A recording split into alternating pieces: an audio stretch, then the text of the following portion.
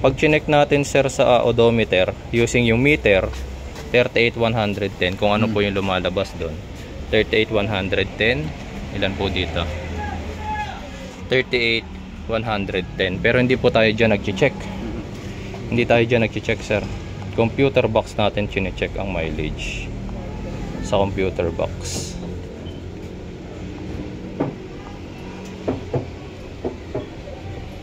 Read data stream. Odometer calculated by ECU. Okay.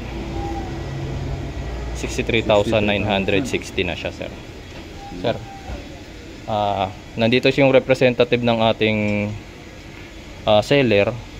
Car dealership kasi to sir. 63,930 lumabas dun sa ating mileage. Samantalang dito is 38 lang po kayo. So meron po tayong discrepancy sir na 25,000 kilometers po. So yung unit na lang daw yung ating i-video. Ito meron tayong i-check dito, 2018 Montero Sport GLS. Okay, so unahin na natin yung ating scanning. Dala natin yung ating scanner at yung ating battery tester. Sir, dino-double check pa daw po kung ilan yung susi. So sabi ko kay Sir Russell kanina, make sure na dalawa yung susi. Malaking bagay. Ay, isa lang daw sir. Isa na lang daw yung susi. Sir, kailangan mo ipa-delete po yung nawawalang susi, ha? Kasi kaya pa po niyang buksan tong sasakyan mo at paanda rin. Paano natin ipa-delete sir? May mga nagpo-program po niyan. Sa Mitsubishi po mismo, nagpo-program niyan. Yung mga kagaya namin, nagpo-program din. Pero, i-negotiate nyo na lang po kay seller. Okay po. Kasi kaya pa nung buksan, sir, yung sasakyan nyo at paanda rin, eh. Kung sino man po may hawak ng susi na yan. So, ito, naka seat cover at may nakita mo na sir yung seat cover na ano, okay lang po. Okay, sige, turn on muna natin yung scanner natin. Saksak natin yung ating dongle. Sabi dito mileage nya is 38,110. Turn on muna natin. Buksan na rin natin yung hood. Ayan, so butas na yung kanyang seat cover. Seat cover lang naman to. Kasi ang GLS is naka fabric seat talaga ang GLS. Okay. Hop, yeah. I don't like you to play. Ayan. Sir Russell. Sir Russell. Lahat ng tire pressure sensor niya hindi na gumagana, ha. Okay. Okay po. May resolve kaya yan sir? Palit. Palit na. Lahat ng tire pressure sensor po may gulong, meron po yan sa loob. Okay. Nasa loob po ng gulong ng Montero ang mga tire pressure sensors niya. 5 po yung hindi gumagana, ha. Okay. Okay po. So scan na ako sir. Mitsubishi. So inuuna ko ipakita kay client yung mga nakikita kong issues. Tapos siya na yung bahalang makipag-negotiate kay seller. Ayan.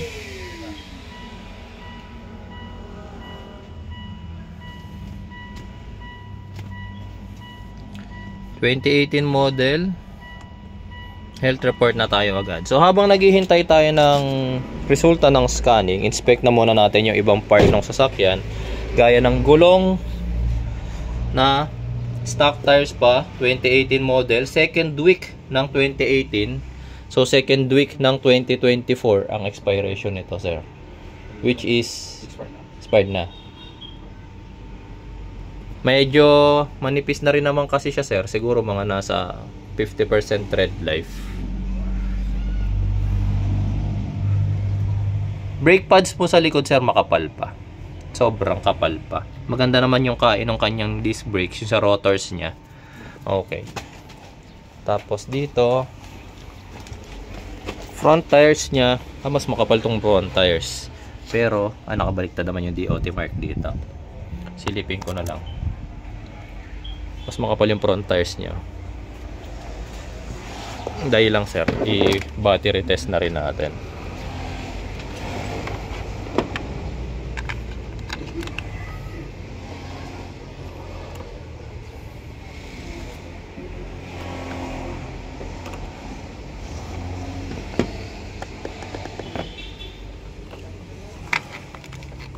Sira ata yung nadalang battery tester. Ayan na.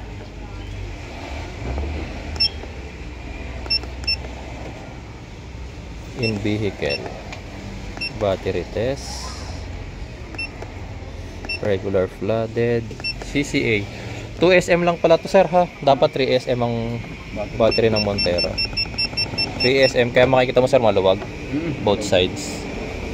Since 2SM lang to sir, mga nasa 550 siguro ang cold cranking amps nito or 600. Set na lang natin ng 550. Babasahin naman niya yung actual. 281 na lang siya sir. Wala na siya sa kalahati. Oo. 281 cold cranking amps na lang siya. So medyo mahina na to. Yung nakikita mo sir 26%. Tapos 11.9 volts na lang siya. Ang battery dapat sir kahit at rest is 12.4 volts. Okay po. Doc. Yes sir. Good morning. Morning. Good morning sir. Siya ang nag-recommend. Opo. Sa coolant, ay nabasa na yung aking battery tester. Pinaandar ba sir? Oo nga, medyo mainit.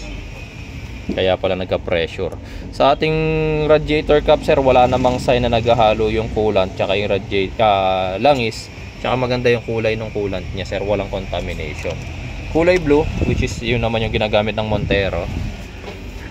Sabi na eh. Sa langis sir, check natin yung langis natin. Langis mo sir, sa diesel medyo malinis pa to. Pero I always recommend pag bumili na second hand, kasi since hindi nyo alam kung kailan huling nag-change oil si client, ay si first owner, pag bumili po kayo ng langis, ng second hand, palitan nyo na ng makina tsaka transmission fluid. Okay po.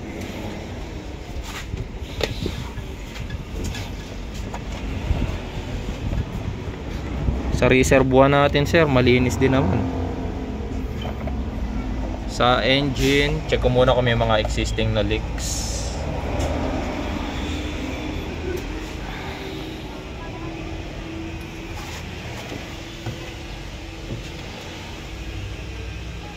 Dito lang sir, sa may throttle body. Nakikita mo sir, medyo maano. Ito sir, sa ilalim na itong hose na to. Ayan. May leak na. Leak. Linis. Kailangan na itong linisan. Linis or may linis yan sir. Nagkakaroon talaga ng oil dyan. Kasi nga galing dito, labas dadaan dyan, papasok doon. Hindi naman siya major leak, pero kailangan nyo na itong palinisan. Kasi kung itong labas nagkaroon ng ganito, what more sa loob. Meron tayong EGR, yung usok galing sa tambucho o palabas ng makina dapat, ay ng sasakyan dapat yon, yung exhaust gas pumapasok ulit diyan, kaya mas makapal yan sigurado sa loob. Okay po. Check ko lang sir yung resulta ng scanning po.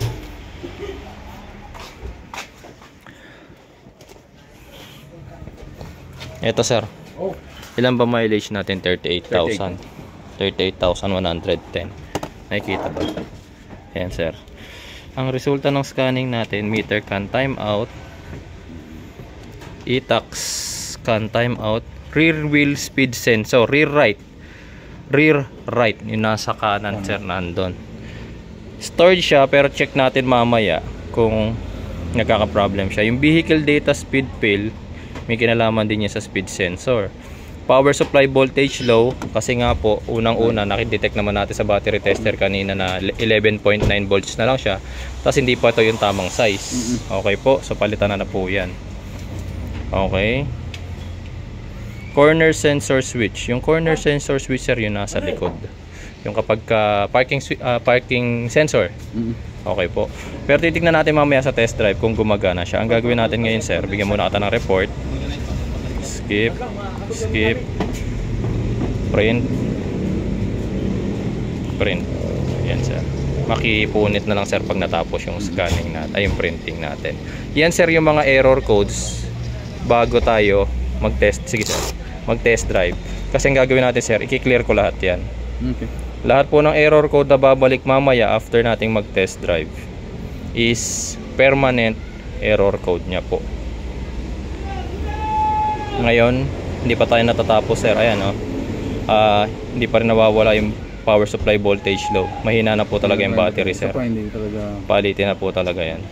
Ayan sir, nakadalawang clear na ako. So ito sir, check muna natin sir yung odometer. Kaya mo ako rin kinuha dahil dyan. Pag chinek natin sir sa odometer using yung meter, 38,110 kung ano po yung lumalabas doon. 38,110. Ilan po dito? 38,110. Pero hindi po tayo dyan nag-check. Hindi tayo dyan nag-check sir. Computer box natin chine-check ang mileage. Sa computer box.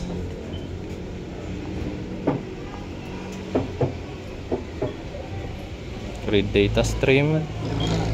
Odometer calculated by ECU. Okay. 63,960 na siya sir. Sir, nandito yung representative ng ating seller. Car dealership kasi to sir. 63,930 lumabas dun sa ating mileage. Samantalang dito is 38 lang po kayo. So meron po tayong discrepancy sir na 25,000 kilometers po. Kasi sir, ito po talaga yan. Ito po yung totoong odometer niyan. Odometer calculated by ECU. Kasi kapag tinignan nyo po yan dun sa meter, kagaya nito sir kung lumabas dito 38,000 kasi ang binabasa sir nito, meter din. Pero hindi po nga tayo sa meter to meetingin. Ito po yan. Meter. Tignan nyo po yung meter. Meter. Odometer. Hindi lang odometer. Okay. 38,110. Saktong-sakto po. Walang labis, walang kulang. Kahit 1 kilometro. Kasi nga po binabasa niya yun din po. Pero ang binabasa po natin dito is the computer box. Ngayon sir, kayo po as buyer, tatanungin ko po kayo. Ito po ba yung gusto nyong unit? Kung gusto, may mga client po ako na bumibili pa rin po kahit tampered. Pero nagkakaroon po siya ng negotiation sa presyo. Ayan, so dahil sa may problema yung unang pina-check ni sir, meron pa silang ibang inalok na Montero rito. Gagamitin din natin yung scanner natin. Sir, pero po ako ulit ng susi. Ito same lang din sir, yung throttle body may konting leak. Ganon din. Kailangan nyo na magpa-cleaning ng throttle body tsaka manifold ha. Okay po. Kailangan mo na siyang mapa-ayos ha. Kasi nagtutulo na dyan hanggang dun sa may sa may part na yon. Ito yung throttle body. Ayun na, nakikita mo tong part na to. Yun. Tumutulo na. Kaya pag sinilip mo rito sa ilalim, sir. Ayun, tingnan mo na lang yung cellphone ko. Makikita mo basa. Oo. Ayan. So, nagtutulo na siya dyan. Mula, dito galing yan, sir. Dito galing yan. Ngayon, check na natin, sir, yung mileage niya. Ayaw ma-clear, sir. So, existing yung flasher error niya. Ayaw. Nakatatlo na ako. So, ayaw talaga. Sa meter, ganun pa rin. Odometer 47,210. Tama sir, no? Pero tignan natin sa ECU.